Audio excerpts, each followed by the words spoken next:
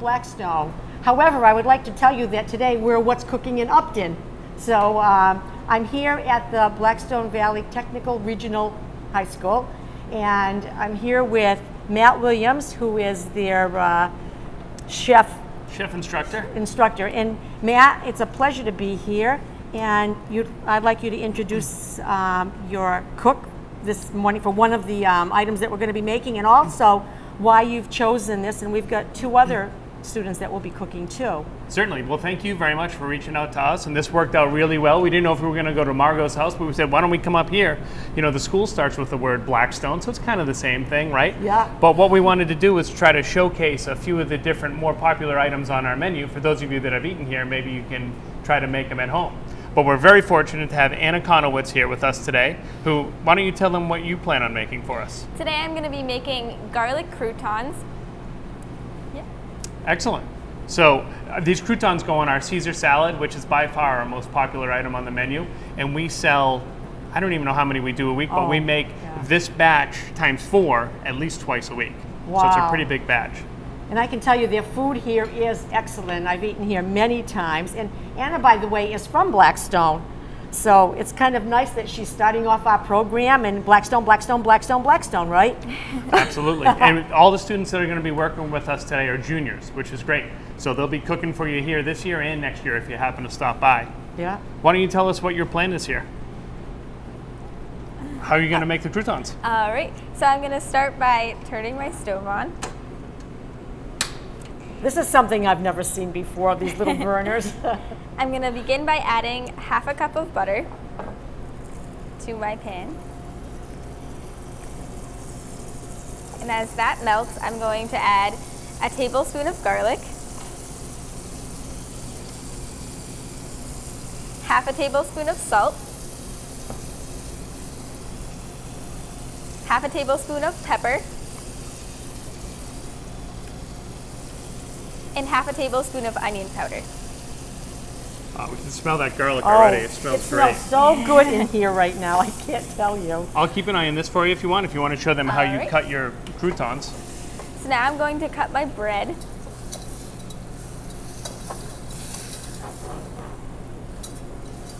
So we bake all our own bread here, and we try to keep it as fresh as we can. So we end up with a lot of day-old bread, and one of the things we do with it is we make these croutons, which are great. The kids actually have to learn how to make all their own breadcrumbs too, because all like our chicken fingers and everything like that are breaded in homemade breadcrumbs. I mean, everything is homemade. There's nothing brought in. It's like whatever you get here is made. Pastries, everything. You have a great bake shop also. We do. We have a great program. Almost everything is from scratch over there. Yeah.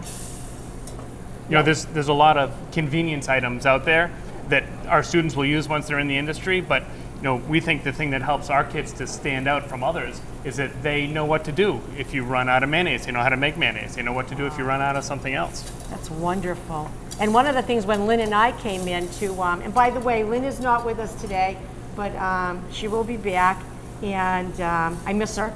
I had to drive all the way from Blackstone by myself, right?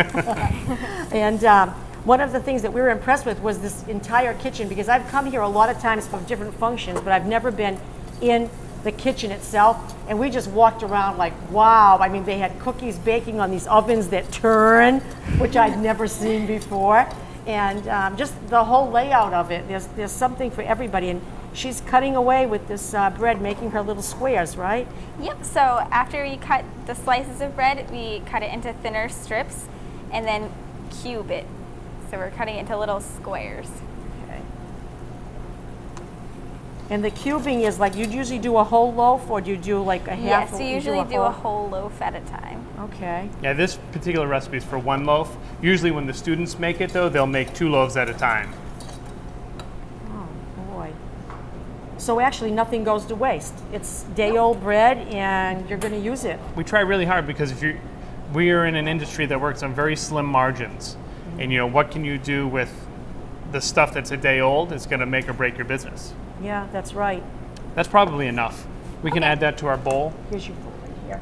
Thank you. Go ahead. Now this is going to be nice because she's going to actually do some flipping, right? Yeah. Try to do some flipping. This is amazing. You know how you have the fry pan and you flip the stuff up? Well, see what she can do with this. Okay. And the butter, wow, that looks all melted. Yeah, take a whiff of that. Oh my goodness, Do you want to pour it on so there? good. Okay. Now we're gonna add the butter that we've seasoned to the squares of bread. Now, do you have to be careful the butter doesn't brown? Yes. So you have to just keep it on a... Yep, we just want to melt it and cook it for a few minutes. Our goal really is to get the flavor of the garlic to kind of permeate the butter. Okay. And so the garlic's not quite as harsh. Oh, all right. Nice moves. I know, look at that. She's doing really good with that. And can you actually do it with your hands too, if you have Absolutely. to? Just Yeah. flip it You can around, do that if you want. which is a lot Reach in easier, there. I think, sometimes. Yep. So what we say all the time, your hands are the best tools you have in the kitchen. They really are. Yep. John Eldridge said that too when Oh, all right. he was on our show. He said the same thing. These are your best tools. All right. And look at that. I could eat them now. You didn't have Take to one. bake them. Go ahead. Really? They're good. This is how we find out how good they are. Oh, Very well, good. if I could, I'd eat the whole bowl, but then you'd have to wheel me out of here. So that would not be so good.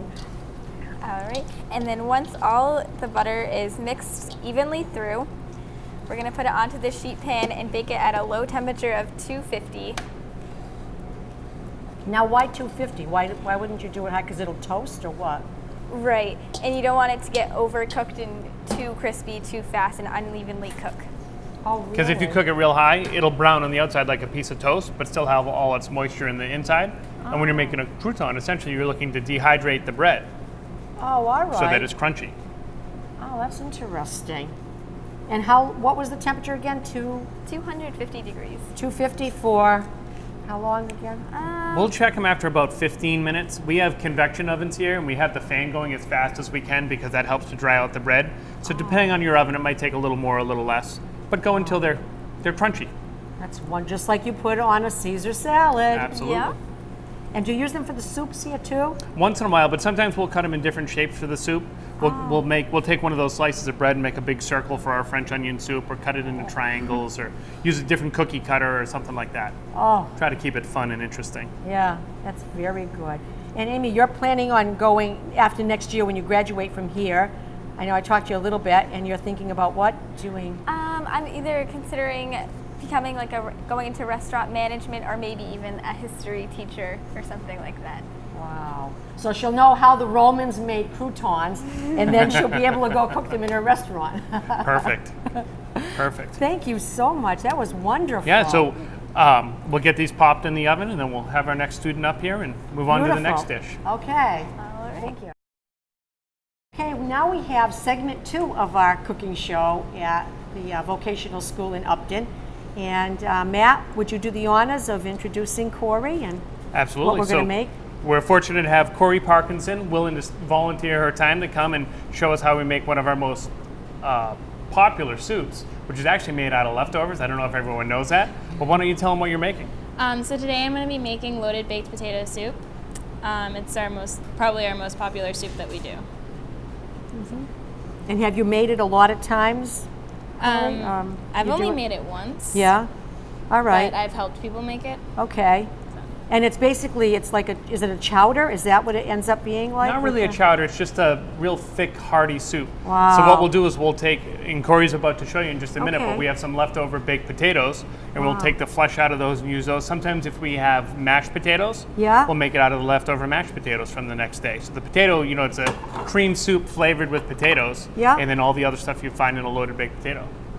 That is really interesting. Well, why don't you go ahead, Corey, and show us how you're going to... All right. Yeah. So the first thing I'm going to do is I'm going to take my knife and I'm just going to simply cut the potato right in half. Doesn't matter which way you cut it. And I'm going to take one of my spoons and I'm just going to take all the insides right out and put it right in the pot. Now, can a little bit of it not be as hard, or you need to have it all cooked through as a baked potato? It should be cooked through, and we use, like I said, we use leftovers. So by the time the potato sits around for a service, it's definitely well cooked. Oh, all right. And she's got some nice spices here to add in too after, which she'll tell us about. So how many potatoes worth is that? That's 5 potatoes worth. And so we kind of wing it every time on how much, what's the next thing that goes in? The next thing we're gonna add is the milk. We kind of wing it on how much milk because you never know if it's mashed potatoes that we made the day before, there actually might be a lot of milk or butter in them from the day before. So it's one of these things that's not an exact science to, but I'm gonna add some, enough to cover the potatoes to start with, and then we'll see how close that gets us. Now, do you have to wait until that all starts boiling before you add the other things? And won't milk curdle if you boil it? Yeah, excuse me. It will, so we're gonna keep an eye on it. So you have to get it to a temperature, but not beyond that. Yeah, you don't wanna let it come to a rolling boil. That's another reason why you want your potatoes cooked, is so you don't have to actually, you're just reheating essentially. Okay. And I know when John Eldridge was on the show, when he was making New England clam chowder, he said you don't want the milk to break Yeah. when it gets the shiny, and you don't want it to get beyond that point. Exactly. It's still good, but it doesn't look the same. Right, and it doesn't, because what happens is the fat actually separates from the rest of the milk. And that's something that Matt's going to talk about when he makes our next dish, which is Oh. going to be a macaroni and cheese. And one of the things he was going to talk about is if you heat that too much, that sauce will actually break. Yeah. Oh, okay. These are absolutely wonderful. Why don't you tell us what else you're going to do? All right. So while he's whisking that, I'm gonna take just a simple pinch of pepper and a pinch of salt. Literally a pinch. Yes. And now I'm just gonna chop up some bacon into smaller bits of pieces. And this is cooked bacon. You've already Yes. cooked it and everything. Yep. Do you ever use that thin bacon that they have now? It's very, very thin. You just, I don't know, it's not like regular bacon. It's super thin. Oscar Mayer makes it and stuff like that. Is it the pre-cooked one? Yes. No, we don't use that very often here. Okay. Just because we try to do everything we can. We actually make our bacon from scratch sometimes. Really? We'll get in the whole pork bellies and we'll teach the kids how to cure them and smoke them. And Wow. Wow. But we'll go through upwards of 45 pounds of bacon a week, and we're only open 4 days for lunch. Wow. So we don't make all our own bacon. Okay. Well, that's interesting. So now I'm just gonna add this bacon. And is there a science to how much bacon, or it's Depends how much cholesterol you want in the soup. well, looking at what our ingredients are, I don't know about the cholesterol. No, it's all about how problem. much you want. And so, we try to mimic some of the things you'd get if you were to order a loaded baked potato. But if you're a person who gets a loaded baked potato and says no bacon, then don't put bacon in your soup. Okay. That's one of the great things about cooking in general, but this soup specifically is that it's really a free-form thing. We're just kind of throwing together ingredients that complement each other. Okay.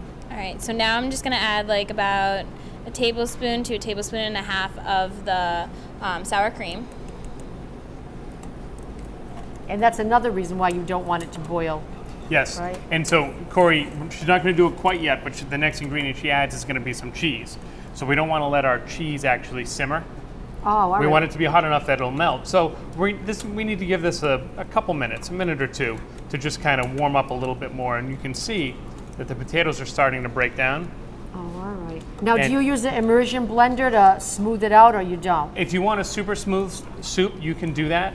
The one thing about using an immersion blender or any sort of a blender with potatoes is the blades move so fast that it does something with the starches in the potato, and it makes it get really gummy. Really? Yeah, Okay. So if you wanted this to That's be super smooth, what I would suggest would be to use a food mill or a ricer to the potatoes before you put them in. interesting. Whoa. So That's this is going to be anytime you screw something up or you don't want to take a super lot of care to do it, we call it country style. Yeah. Right? So this is a country style soup. It's just a bunch of chunks of potatoes. Yeah. But the finer your potatoes are, the more thickening power you'll get out of your potatoes too. Okay, so you don't have to add anything like arrowroot starch or No. any of that stuff. No. Just because think this is potato starch. Okay. Potatoes are loaded with starch. Interesting. And Corey, what are you studying here besides the culinary arts thing? Are you Well, we have restaurant, bake shop, and then the kitchen. okay? And are you going to go into that for your vocation? I'm not 100% sure, but I do like having the option. Yeah. I do like being able to know how to adjust to not having an ingredient. That's a wonderful thing. And it comes in handy. You don't realize how much, even if you don't go into cooking, if you entertain and have people over and things, it's Absolutely. really helpful to do that than to open up a pan and go, I have to go call the pizzeria now because this didn't work. Right. And we have over 100 students in culinary arts, just in culinary. There's about 1,200 in the whole school. And so, not all those kids decide to go on in culinary or hospitality. It's probably a little less than half of them that do. But the things that's cool that a lot of them don't even realize is by working in a kitchen, they have no choice but to learn time management skills and learn how to work as a team and leadership skills. Corey is actually the sous chef this week. Yep. Really? So if you were to Yeah. come to our restaurant this week, her name's on the top of the menu. If you have a complaint, it goes to her. If you have a compliment, it goes to her. She's in charge of making sure everyone gets everything set up, and they rotate. Yeah. It's really cool. The time management skills and the teamwork skills and all these things that apply to whatever industry Yeah. our students might end up in. That you wouldn't even think about that, but it's right, it's true. And I have never come here and been disappointed with the service or the food. And it's amazing what you make. I mean, you have as good of a menu as any other restaurant has around, and it's wonderful that. And the other thing is too, when we first got here, Paul and Ashley and the kids came out and helped us bring the stuff in. And before they leave at night, they're washing the floor, they're scrubbing this and scrubbing that. It's a wonderful regime that you have with them to be able to be responsible and take care of all of this. And they did it happily. Nobody was standing over them going, you will sweep the floor, you will wash the dishes. Everybody just does their thing, which is wonderful because it's contagious. It is. I have nothing but wonderful things to say about our students, but it's nice that we get students like the three that are presenting today that are upperclassmen that are pretty good role models for our underclassmen. Like, oh, this is how we're supposed to behave, Yeah. And this is what we need to do to be successful in our kitchen. Yeah, yeah. So I think we're about warm enough here, Corey, if you want to All add right. maybe half of that cheese to it. All right. Now, what kind of so cheese is that? That's This cheddar is cheddar cheese. cheese. It's cheddar. Which is a standard for that, right? For the You could use anything. If you happen to have Swiss, if you happen to have cream cheese. you Really? Yeah, whatever. cream cheese, huh? All right. I didn't know if that really qualified as cheese. Yeah. It almost is like sour cream looking.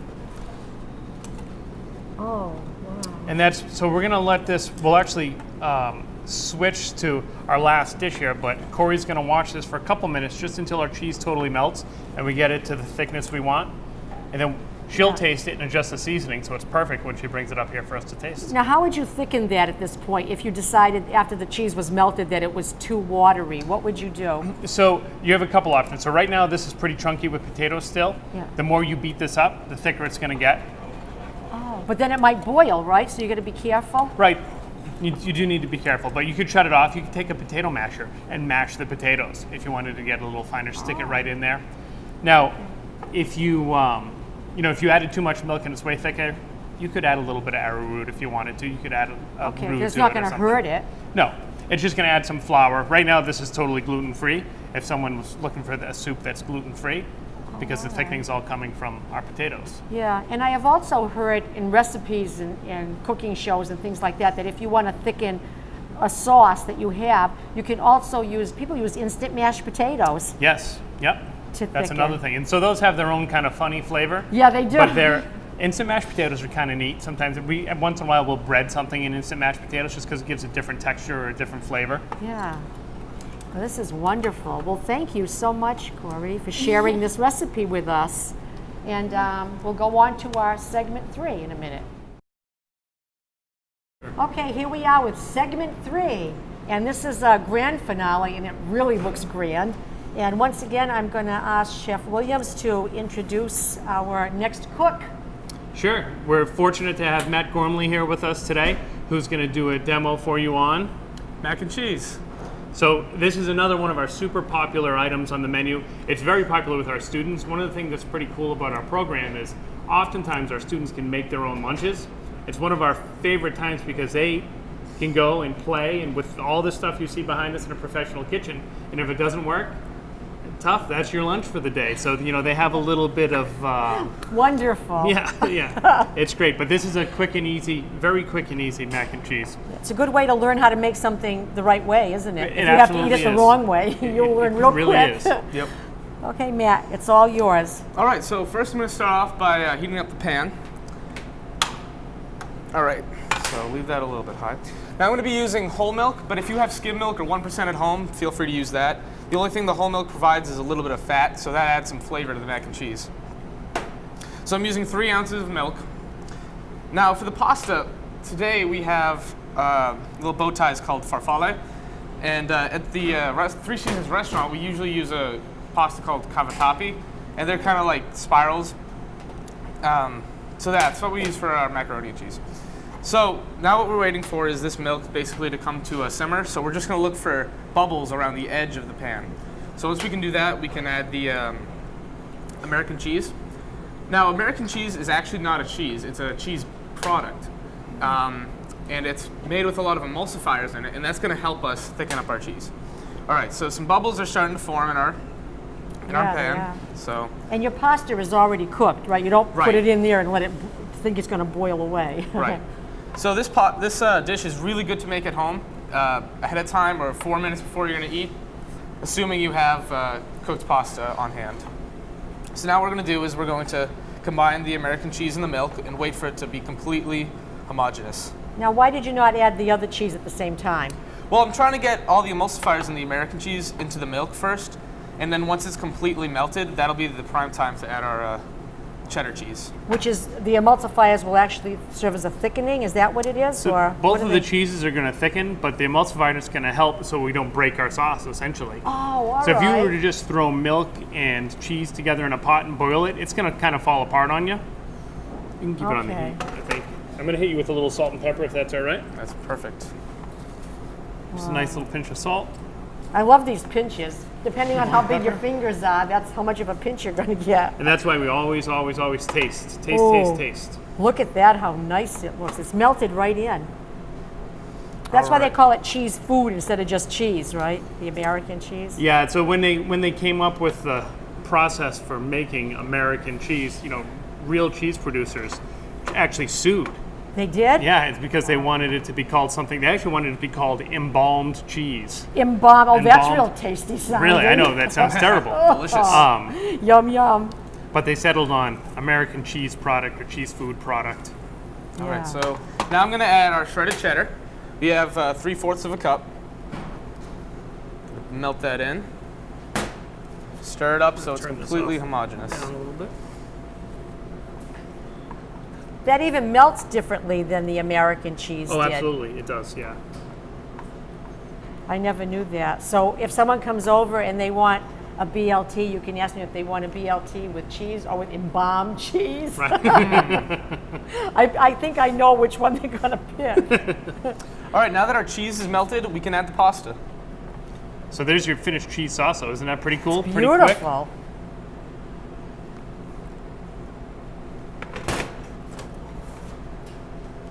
So I can fold. That's easy. But if you want to get fancy, we can start flipping it. Sometimes it might be a little too thick to flip. Yeah. Other times it might be too thin and go flying everywhere. So let's see what I can get. Can you make it with mozzarella or it's cheddar that is the preferred? You can make it with whatever you want. Mozzarella is going to be a little stringier because it Yeah. tends to be a stringier cheese. Yeah. But whatever cheese you might happen to have around. Now, just looking at this is a little too thick, our cheese sauce, right? So Matt purposely has a little bit of extra milk in case we need it. So we need it, so we're going to add that and mix it right in. And you're going to see the sauce is going to come together real nice.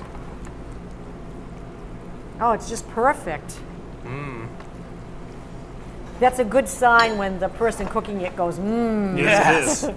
instead of going, yuck. And there is no embalmed cheese in it. That will stick with me forever. I will remember that All one. right, well, good. Well, it is school. It's good to learn stuff. All right, I guess looks it's time perfect. to plate it. And I'll give that to you there. Oh, yeah.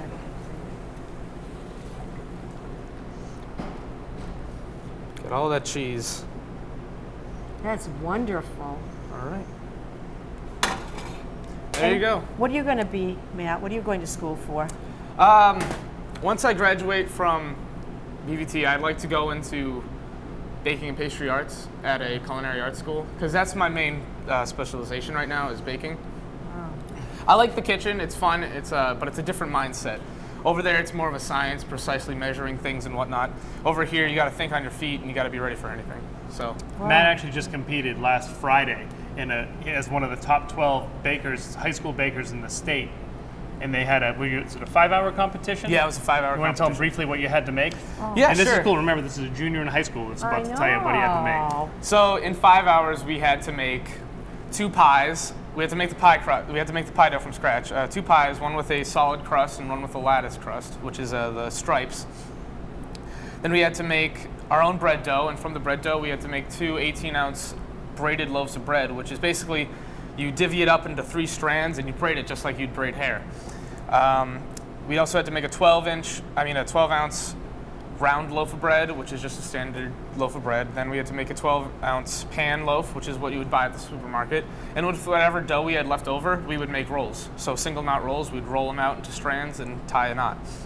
We also had to make a dozen blueberry muffins. We had to decorate a cake, 3 varieties of puff pastry, and 3 varieties of Danish.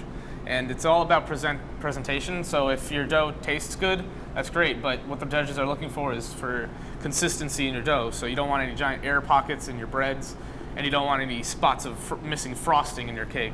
So it's a lot of technical stuff, and it's a lot to do in 5 hours.